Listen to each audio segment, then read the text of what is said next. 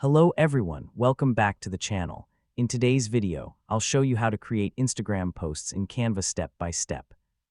Canva makes it easy to design professional-looking Instagram posts for personal accounts, businesses, and content creators without any graphic design experience.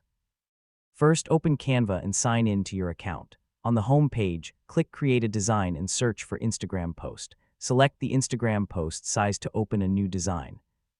Next, choose a ready-made template or start with a blank canvas. Canva offers thousands of professionally designed templates that you can fully customize to match your style or brand. Now click on the existing text and replace it with your own message. You can change the font, size, color, alignment, and text effects using the toolbar at the top. Make sure your text is clear and easy to read. If you want to use your own images, click Uploads and upload photos from your computer. You can also open the Photos section and choose from Canva's built-in image library. Resize and position the image until it looks perfect.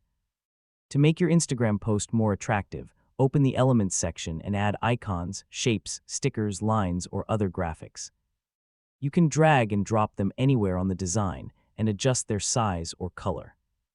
You can also change the background color, rearrange the layout, and fine-tune every element until you're satisfied with the final design.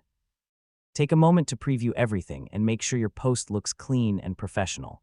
When your Instagram post is ready, click the Share button in the top right corner and choose Download.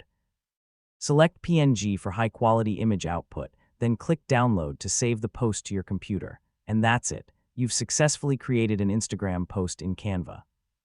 With these simple tools, you can quickly design eye-catching posts for promotions, announcements, quotes, or everyday social media content.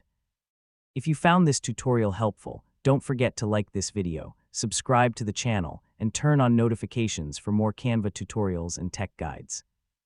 Thanks for watching, and I'll see you in the next video.